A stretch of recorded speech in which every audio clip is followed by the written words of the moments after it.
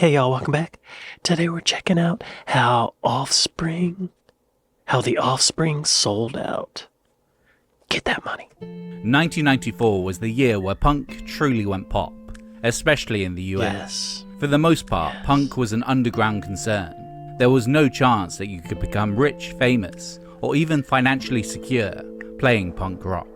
But then post-Nirvana, louder, more alternative sounds made it to the radio and MTV. Yeah. And alongside Green Day, the Offspring brought Dayglow anarchy to the masses, selling several million copies of their third album, Smash. Their tales of road rage, lopsided relationship dynamics, and gang violence pinned to start-stop buzzsaw guitars smashed all previous expectations of what was chart-worthy. Then 4 years later, they did it again with Pretty Fly for a White Guy, a satirical look at a hapless poser. I forgot about that. Smart and dumb in equal measure. This is how the Offspring popped punk. Oh wow, okay, yeah. My first exposure to the Offspring was You Gotta Keep 'Em Separated? Is that the name of that song? I don't remember. You gotta keep 'em separated. And yeah, punk wasn't very popular. I mean, not in the mainstream. Before Nirvana, I feel like Green Day was a big push for punk, right? Green Day, right? Yeah, I think I reacted to a video about when pop became punk and they mentioned Green Day. It's mostly about Green Day. I totally forgot about that Fly for a White Guy song, but that was the Offspring. Yeah, wow. And you know what's funny? He mentioned Dayglow colors. Like, that was totally in the videos and the style of graphics of the time. But at the time, I didn't see it like that. But compared to what came later, I think around the year 2000, everything started getting that futuristic blue-gray thing for a while. And then you could see it. You could look back and think, oh yeah, that was kind of 80s. The early days of the Offspring, 1984 to 93. 84? Wow. Okay. SoCal Punk, Riots, and Ice Cream Cake. I'll Be Waiting, the Offspring.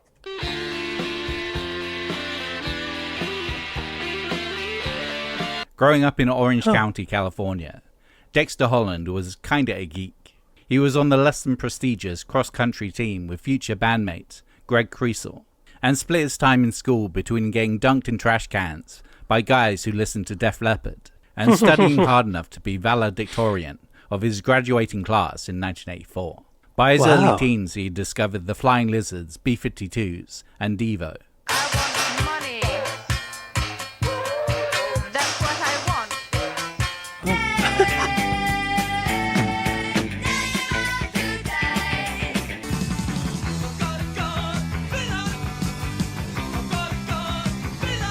And soon, through a Rodney on the Rock compilation, got into punk.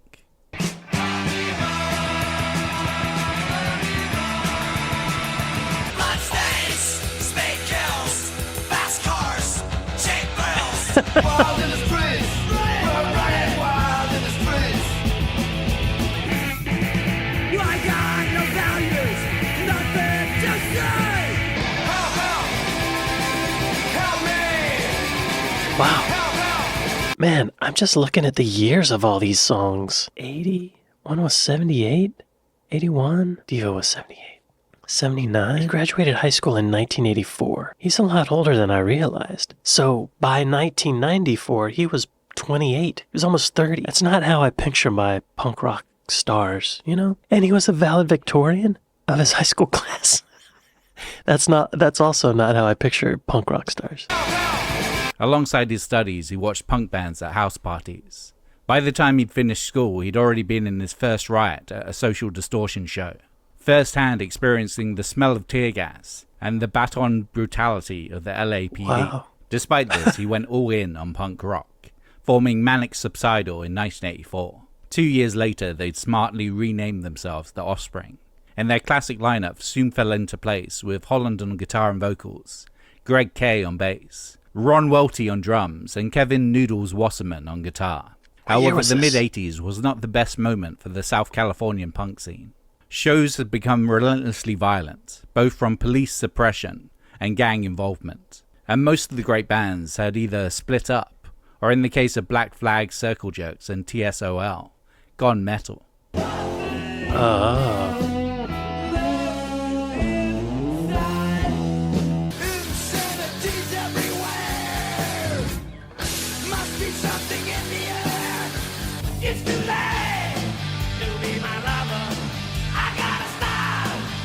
Because of Wow.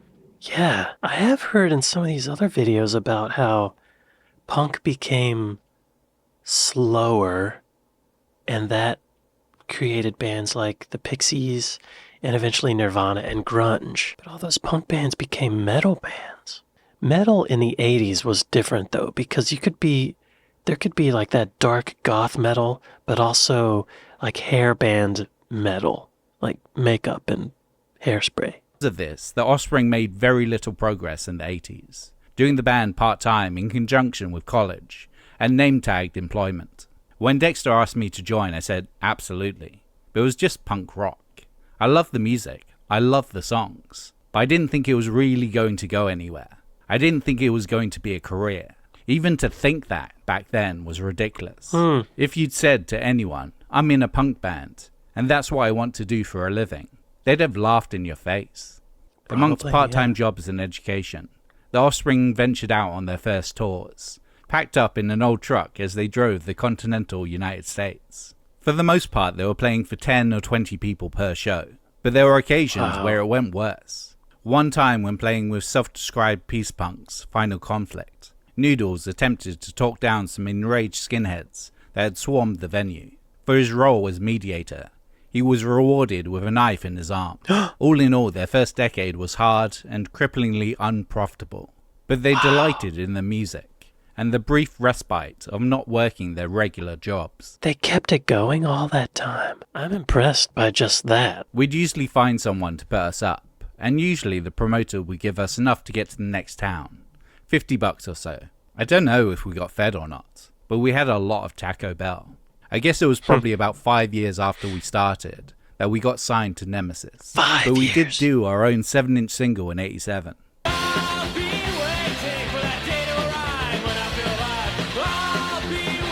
We financed it and pressed 1,000 copies, and had a hell of a time getting rid of them. By the end, we were just giving them away. Under Nemesis, the band released their self-titled debut in 1989, a cocktail of Californian pop hardcore, sprinkled with the comic murkiness of Misfits and TSOL. I'm looking at them. I guess this is in 1989, and they look like high school kids. They look like people I knew. He's playing a P bass, which is a good choice. They don't look like punk rockers at all. I bet they would have more success if they leaned into the image a little more, you know? I don't know, that's not very punk rock to be conscious of your image, though. So maybe they were punk rock in not worrying about their image, you know what I mean? Title debut in 1989, a cocktail of Californian pop hardcore, sprinkled with the comic murkiness of Misfits and TSOL. Mommy doesn't have her head anymore. Keep it underneath my bed on the floor. Well, that's alright, man, that's okay. Like the single, it took the band a while to shift the initial 5,000 copies. Because of this, the Offspring were on the lookout for a more high-profile punk label. Dead Kennedy's Jello Biafra had refused to sign them to his Alternative Tentacles label after he'd witnessed the band play a particularly bad gig, telling Holland he should get some singing lessons. Epitaph owner, Bad Religion's Brett Gurewitz, had given them a bit more hope. In 1991, after Gurewitz engineered an early version of Take It Like a Man for a Flipside comp,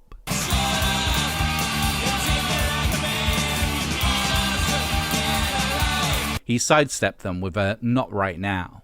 It wouldn't last. The Offspring would be signed to Epitaph by the end of the year.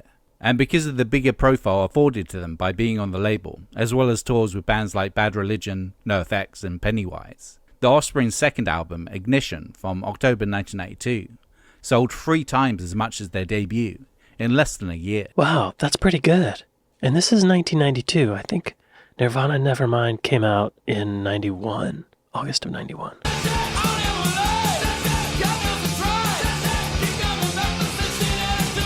Being that Epitaph was a punk label in the early 90s, they weren't expecting their albums to sell millions. 50,000 was the best anyone could expect. Supposedly what Black Flag's Damaged and Circle Jerk's Group Sex had sold. What Brett Gurewitz saw as punk rock gold.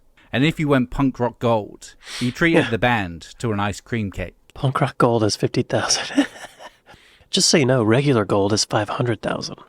But yeah, 50,000 records for a little band, like, if I were them, I would be excited to sell 50,000 records, you know? So between 1992 and 93, Bad Religion, NoFX and Pennywise Got Ice Cream Cakes. Nice. Oh yeah, like the blood on my door.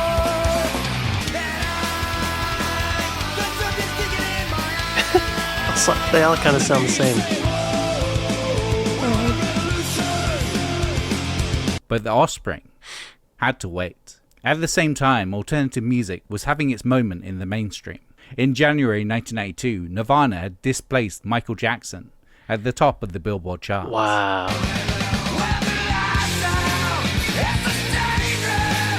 Nirvana definitely blew the doors open.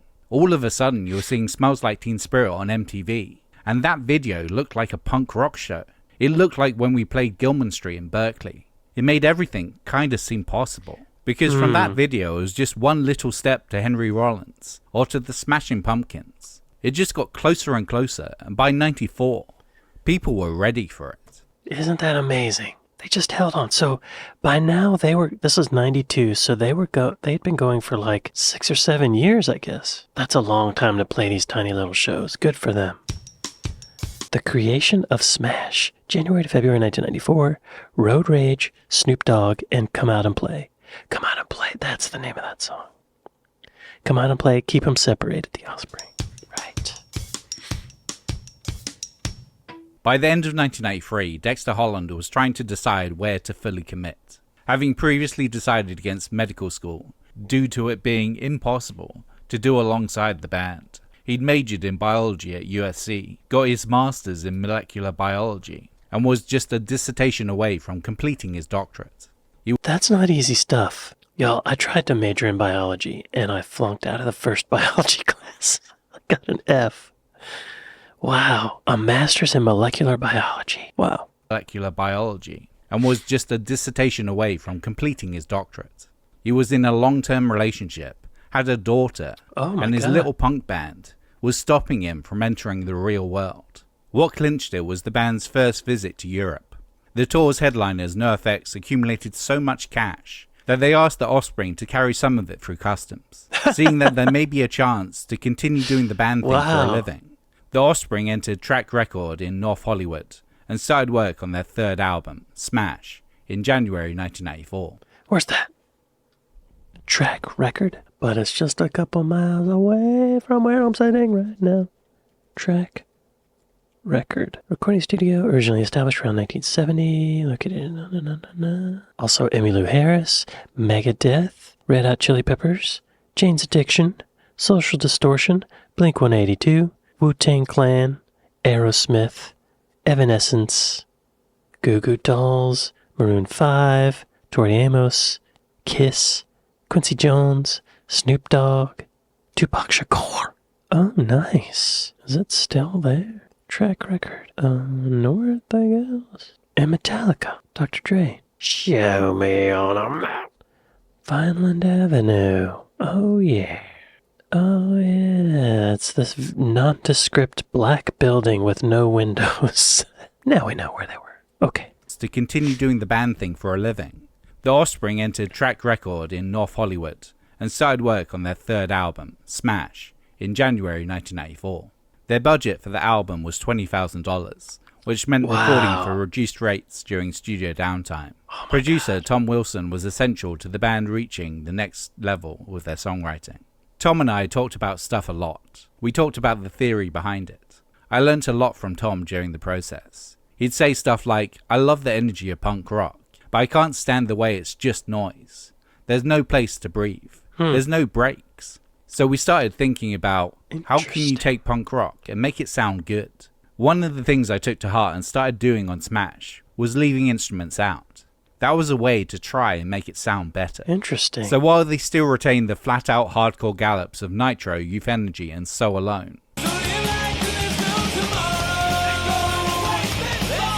it's non-stop. That was a stop. here the Offspring began really toying with dynamics and songs of a slower tempo. One of the most notable experiments was Self-Esteem. In a way, it was built like a Nirvana song, quieter verses powered by bass and drums.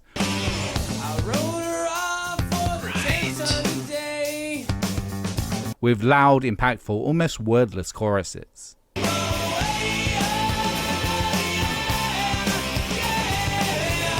The fact that it opens with the band sloppily chanting the main riff of Smells Like Teen Spirit only adds to the effect.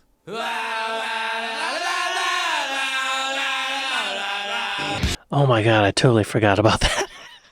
But it is Smells Like Teen Spirit. I remember that song. Wow. That's great. They're kind of making fun of it. That's hilarious. Not that everyone was immediately on board. It took Noodles a while to recalibrate, not going at warp speed. Lyrically, Self-Esteem deals with an abusive, loveless relationship. A girlfriend variously taking advantage of the voice character. She came over, I lost my nerve. I took her back and made her dessert. Because the song is written in first person, many have come to the conclusion that Holland is the self-esteemless sucker of the song. I know I'm being used. It's okay, man, 'cause I like the abuse. But in fact, it is mostly a composite of various friends' experiences. This rejection got me so low. She keeps it up, I just might tell her so. Yeah, they all think my girlfriend must be really shitty to me. But what really surprised me is the amount of guys who can identify with those feelings. Most guys I know heard that song and said, "Dude, did you write that about me?" I know, playing with me. That's okay, 'cause I got no self-esteem. Other songs were influenced by Holland's experiences living in Orange County. Bad Habit was inspired by increasingly deadly incidents of road rage that plagued the LA freeway at the time.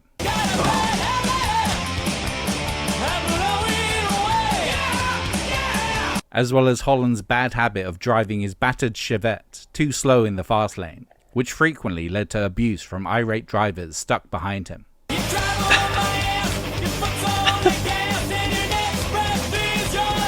Come Out and Play was about the gang culture he saw around him, kids throwing their lives away over the colours they were wearing.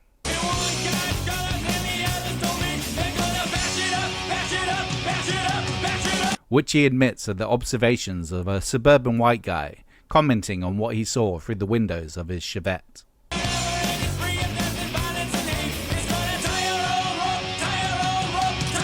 Noodles worked as a janitor at a school and witnessed shootings and cars stripped for parts.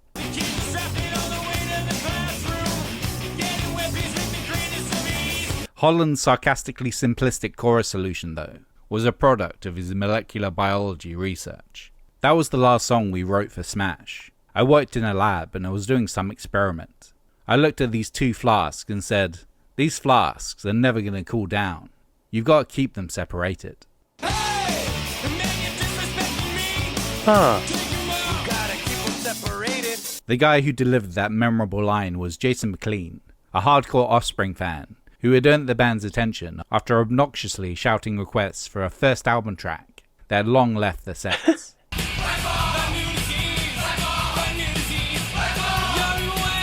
89. He did this so frequently that Blackball became his nickname.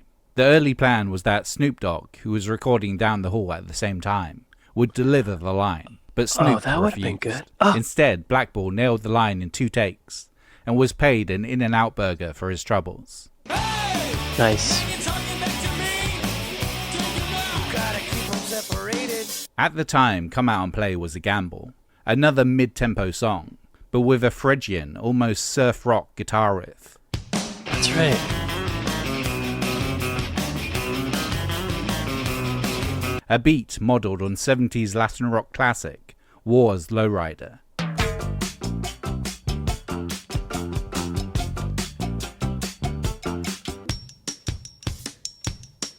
Okay. Yeah? Gotta keep them separated. The talk singing in the verses, and the vocal samples as a hook. It was left field for a punk rock song. But when they handed their completed album over to Gerwitz, instantly he could tell there was more than ice cream cake in their future. I remember when the Offspring turned in the finished record to me. I was driving home and listened to it in my car. At the time I was living with my then wife Maggie in North Hollywood, and I remember driving around the neighborhood and circling about 10 times, listening to these 2 songs, Come Out and Play and Self-Esteem. And I just couldn't believe it. They sounded like massive hits to me. I really couldn't believe it. I was like, oh my god. And when I walked into my house, I said to my wife, Hi honey, I'm home. By the way, we're gonna be rich. Oh, that's funny. Yeah, there's a big difference between those and their earlier songs. I hear what he's talking about. Maybe it's just because I've heard those songs a million times. But there's space. There's space. It's not like the normal punk stuff where it's just all the time. And that was on purpose. Wow. I didn't know all this stuff about the Offspring. They are not the people I thought they were. The breakthrough of Smash, 1994, MTV, The Digits, and Corporate Rock. Bad Habit, The Offspring. 1994 was a banner year for Brett Gurewitz. In the post-Nirvana gold rush, Bad Religion had been signed to Atlantic and released their major label debut, Stranger Than Fiction. Sometimes truth is stranger than fiction. Okay. Additionally, Epitaph had released a couple of SoCal punk classics in NoFX's Punk in Drublic and Rancid's Let's Go. Dance me inside your head. When I cut the music, well, I got a place to go. And sales-wise, the Offspring Smash, released in April 1994, smashed them all. It started with California's K-Rock playing Come Out and Play. Then the song got bumped to heavy rotation. And then the rest of the nation's alternative radio soon followed suit. Come Out and Play was getting such instant traction, Epitaph gave them $5,000 to make a music video. Due to his $5,000? interesting but low budget work on Beastie Boys' So What You Want video.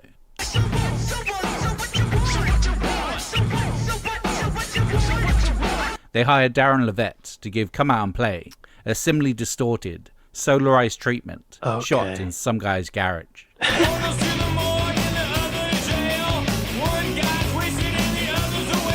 Most of the video's budget went on beer and meat for the post-filming barbecue, and that summer it achieved buzz-bin status. Its scrappy lo-fi-ness, seen by millions of teenagers between Black Hole Sun, the Sweater Song, Right. and that trilogy of Aerosmith videos, starring Alicia Silverstone. So sudden was their ascent to rock star status. Creasel was still living with his mother, and Noodles was working as a school janitor. Even when we blew up, I didn't even quit my job outright. I took a 3-year leave of absence. I was still working there when we were blowing up, because I'd promised my boss I wouldn't quit until the end of the school year. There was this one high school girl that I knew there, and she used to see me in the morning and say to me, "Man, what are you doing? I just saw you on MTV." Wow. He was still a janitor when the video was playing that summer. That's crazy. Good for them, though. I mean, honestly, that probably helped keep him humble a little bit, you know? And like a drastic change of your life probably mess with your head. Noodles is smart. Noodles might be the smartest guy named Noodles. I remember all those videos they mentioned that it was playing between Black Hole Sun and the Aerosmith videos. Remember those? From that Get a Grip album? $5,000 to make that video. By the end of 1994, Smash had peaked at number 4 on the Billboard album chart and sold 3 million copies in the US alone. Pretty good. It was the first Epitaph record to go actual gold, then platinum, then multi-platinum. Okay. Green Day 2 sold a lot of punk-flavored records in Yes, they 1994, did. but they were on a major label. The Offspring managed to shift them on an independent, without any of the distribution infrastructure of a major. This was back when records were an exclusively physical medium. Once he realized the hit he had on his hands, Gurewitz remortgaged his house to press as many copies of the album as he could afford, storing them in a half-dozen warehouses across South California, at the same time rebuffing offers from majors to acquire either the Offspring or half of Epitaph. Wow. An inadvertent winner in this story is Rick Sims, songwriter for the Illinois trash punk band The Digits. Early after release, he learned that Offspring had covered his band's Kill Boy Powerhead on Smash.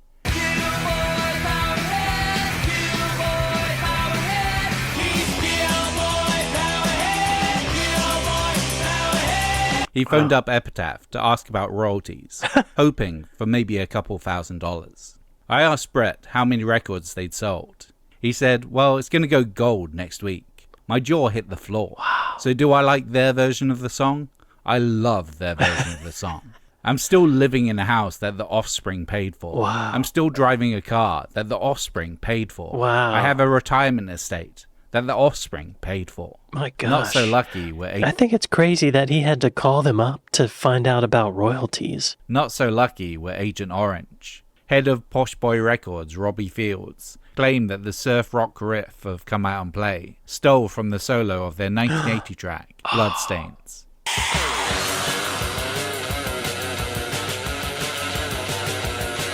No, that's different. But it never You can't copyright a guitar riff, and it's not even the same. went to court. The two sections merely using the same harmonic scale. But it was a sign that the Offspring's success had separated them from their punk background, facing hostility just because their punk rock songs were now on MTV. Y'all, the punk rock community does not like when bands have success. They hate it.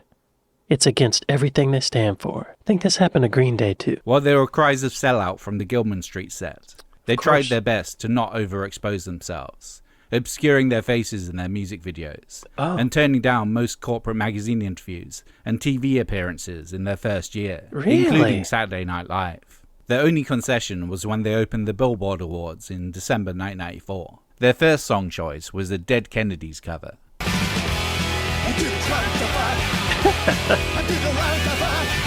But instead they went with an incensed version of their own sweary Bad Habit. You stupid, dumb shit, goddamn mother... Holland arrived on stage in a purple jacket and a t-shirt reading, "Corporate rock kills bands dead." More than provocative given their album was released the same day Kurt Cobain's body was found. But like with Cobain, they hated the sudden shift in their fan base. It's a very strange feeling when the people coming to your shows are the people you're writing the music against. A huge proportion of our fans are complete idiots. They really are. They have no idea how to behave.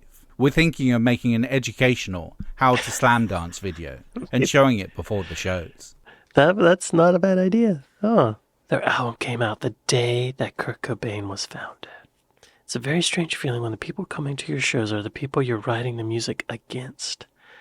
Yeah, that's gotta be so weird. They're probably used to like guys who look and behave just like them coming to their shows, and then they make it big, and then like Swifties are coming to their show, like high school girls and things. They don't know what slam dancing's about. They don't even want to slam. I don't want to slam dance. Hell no. I bet that is really weird. Okay. Yeah. Ixnay hang on. I am surprised and impressed that they actively tried to go against being overexposed and saying no to Saturday Night Live. Like that's a lot of restraint. I don't know if that was good for their career or bad for their career, but it's impressive. Ixnay on the Hombre and Americana, 1996 to 99, Dave Jordan, Pretty Fly for a White Guy, and Everlast, All I Want the Offspring. With the boneheadedness of their new fans weighing on them, and the unshakable feeling that Gerwitz was pulling focus from their achievements to promote himself and his label, the Offspring did the previously unthinkable. They signed to a major, Columbia Records, in early 1986. Okay. For their major label debut, they teamed up with Dave Jordan, known for his work with Red Hot Chili Peppers, Jane's Addiction, and Alice in Chains. Released in February 1997, the result was the slightly weirder, more balls-to-the-wall Ixnay on the Hombre. Lead single, the buzz-sawing All I Want, was the Offspring at their most uncluttered. I don't remember that.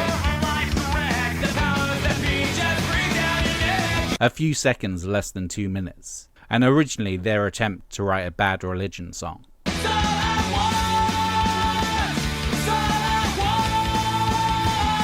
Compared to Smash, Ixnay was seen as a commercial disappointment. Yeah, I don't remember This, of course, is relative.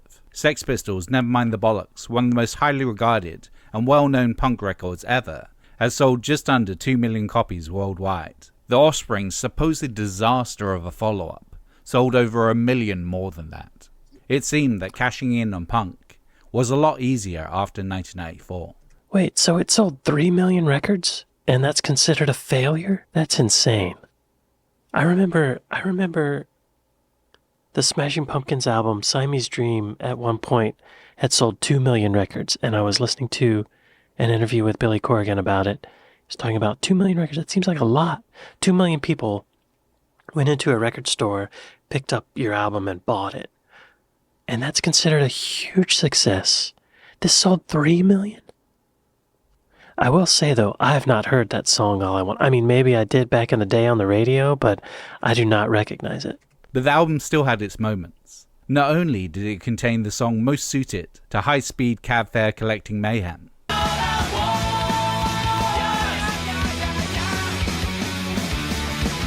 it also featured one of the band's first ballads, Gone Away, a reflection on loss that allowed the band to momentarily escape their assumed goofy persona.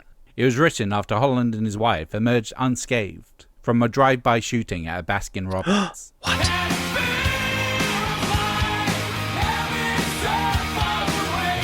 People always talk about the number of records sold, or how the fans in Philly didn't jump up and down that much last time you played there.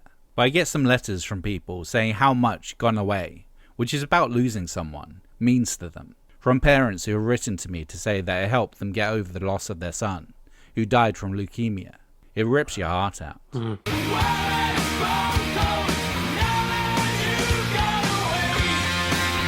But then came Americana, released in November 1998, again produced by Dave Jordan. The album takes a satirical look at the rot just beneath the surface of American life in the late 90s, the isolation, the social dysfunction, and the general wackiness of the reality TV poisoned Jerry Springer generation. And while there are more serious songs, like the existential crisis of Have You Ever, and the broken American dream of The Kids Aren't Alright,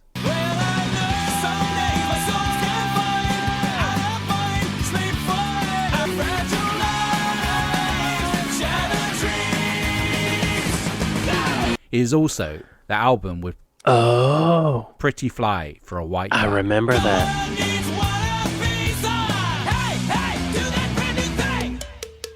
I was driving to Starbucks and saw this stereotypical white guy doing what we would call today culturally appropriating, with a sideways baseball cap and everything. I said out loud, well, he's pretty fly for a white guy. And all of a sudden I had the line and the inspiration. And all the girls say I'm pretty fly for a white guy. I rushed back to record the track. I just felt like, if we don't do this now, someone else is gonna write this song, like the Beastie Boys or somebody, because it was happening so much in the culture at that time. Oh, wow. Yeah, it sure was. That was in 98. Yeah. You know, something I noticed about the first two songs they played from this album, Have You Ever and The Kids Aren't Alright, they don't have the space. They're doing the punk thing where it's just full on all the way through. I mean, we didn't hear the whole song, so I don't know if that's for sure, but there wasn't the space. But Pretty Fly for a White Guy has the space. I was driving to Starbucks and saw this stereotypical white guy do rap and everything. All of a sudden I had the line and the inspiration. And all the girlies say I'm pretty fly for a white guy. I rushed back to record the track. I just felt like, if we don't do this now, someone else is gonna write this song, like the Beastie Boys. Figured that body, because it was happening so much in the culture at that time. But while I figured that fly white guy character would resonate in LA, I didn't expect people to come up to me in Italy and tell me, hey, I know that guy. Oh, yeah. Yeah, huh? I mean, the internet was going on full strong at that point, so, you know, our culture starts to homogenize a bit, I guess. Showing his science background, he approaches his target as an impartial observer, like David Attenborough explaining the life cycle of a socially shunned penguin.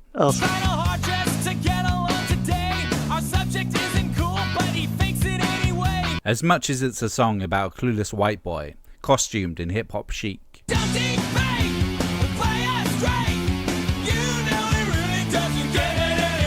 The sentiment applies to anyone that doesn't quite understand the culture they're adopting. Whether that's kids not being well versed enough in the NWA, or mohawk wearers that haven't felt the sting of a police baton. Posers exist everywhere.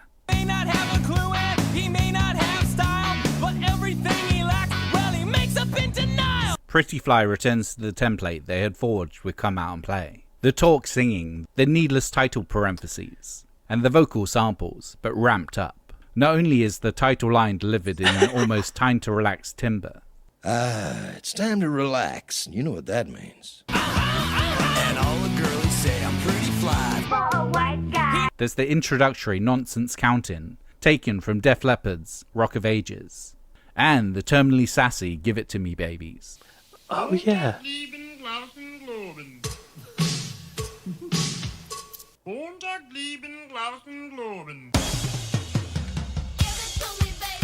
For the latter, they wanted a Rosie Perez type. What they got was a couple of voice actor veterans, one of whom was Welsh and 7 months pregnant.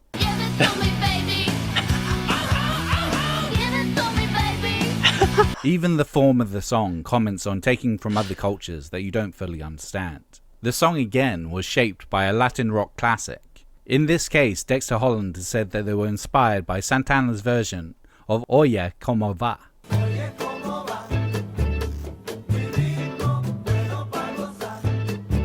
Getting a tattoo, yeah, he's getting ink done. He asked for a 13, but they drew a 31. The song's title itself is a dig at claiming black slang years after it's lost its original relevance. Fly was used as a signifier of coolness in the early 70s. Super fly.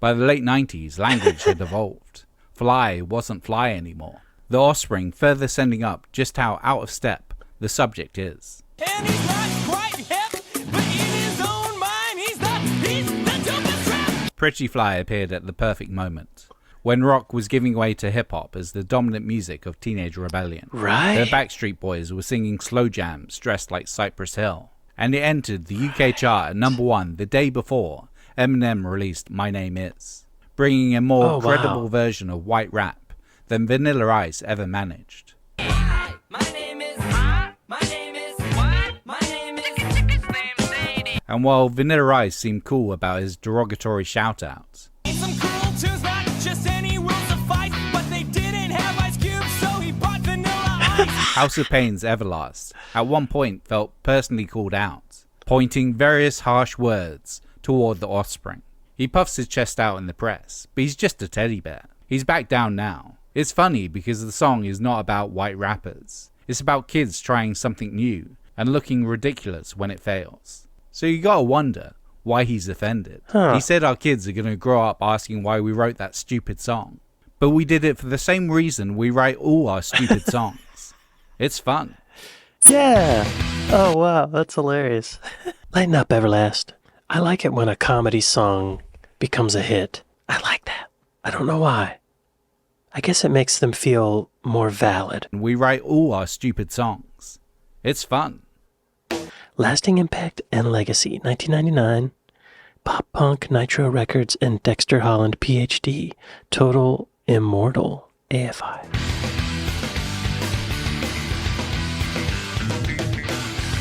Americana ended up being their second smash, going 4 times platinum in the US in its first year of release. Wow. And with Pretty Fly for a White Guy topping singles charts the world over. By the end of 1998, the SoCal punk revolution was seeming like a momentary blip. Green Day and the Epitaph bands got theirs, but outside of that, there weren't that many million sellers. Americana proved that pop punk was here to stay as a cultural force, at least for another decade or so. Blink-182's Enema of the State happened 6 months later, and then all bets were off. Over the next few years, similarly skater-clad snotty kids with 3 chords to their name would pogo onto radio and MTV. Cause I'm in too deep and I'm trying to keep up a thought in my head. Have I waited too long? Have I found that someone? Let's try this all again. Only faster. Tombstone, Nintendo. I wish that I could make her see. I'm just a kid and life is a nightmare. I'm just a kid. It was perfectly fine pop punk, but something was Hey. Yeah. I remember these bands, and I just it didn't work for me. It didn't do it for me. But congrats to them and all their success. It was perfectly fine pop punk, But something was lost with this new breed. Yeah. Unlike the Offspring or Green Day, there was less of a connection to the punk underground. Maybe Less that's why. likely they'd witnessed a Black Flag or a Dead Kennedy show. Yeah. That they had ever written a song about a decapitated family member. Though it is trite to say, maybe these bands shifted towards the Backstreet Boys of punk. Dressing the right way, but missing the edge, the anarchy, the attitude. Such is the mainstreaming of a genre. Even as Maybe that's why they didn't work for me. as the yells of sellout rang in their ears, the Offspring remembered their roots. With their first royalty check from Smash, Dexter Holland and Greg Kay started Nitro Records, not only helping promising new punk bands release records, You're worthless, you're lazy, you're stupid, a little overweight. Buzz me with your walking, spray me with your talking. I am the ambassador, a peak harasser. You love to bring the chaos in our lives.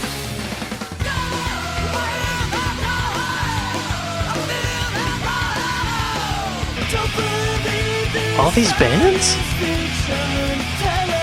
Wow. Yesterday or the day before, definitely yes, yet the day before. Exactly the same way.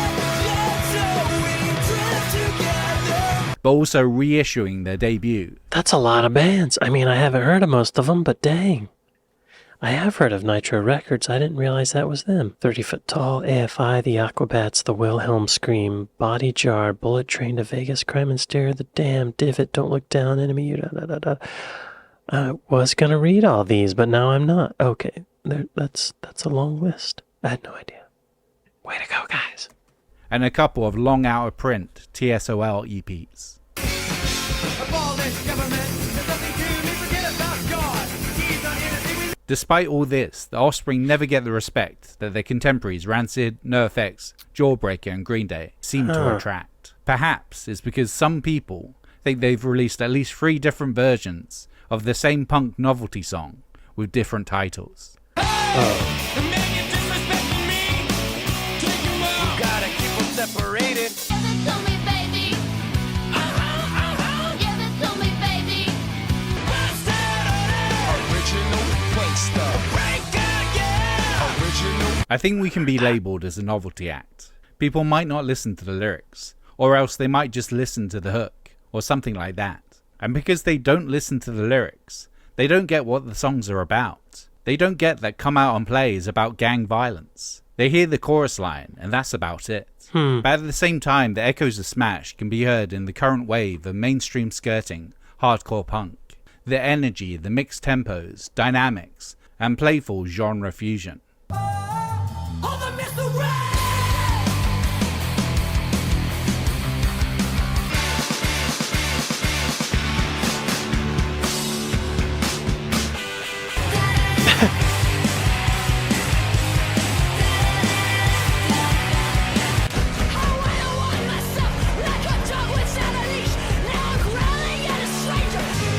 I don't care about nothing but you. No, I don't care about nothing. Why I got to be your stooge? Ooh, ooh. Smash is an independent release. I haven't heard of any of those bands. Y'all, this makes me feel so old. I haven't heard of any of these bands. But I hear the influence for sure. Smash is an independent release, stands as a huge, never again repeated achievement. At least 11 million copies sold worldwide. The only reason it might no longer be the best-selling independent record of all time is because Adele's 21 was released by UK indie XL Records That was in Europe, huge. Colombia and North America. But no other punk band is ever going to do that again.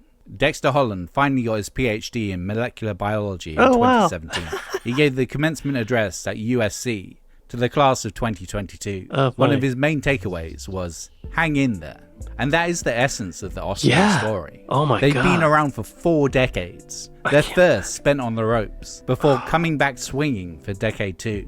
They were instrumental in taking punk from an obscure, almost buried genre to the top of the charts, to now where it's a talking point in a Superman movie. Every now and again, Holland will state that he doesn't want to be doing the Offspring in 5 years' time, but he first said that in the 90s. And the band is still here.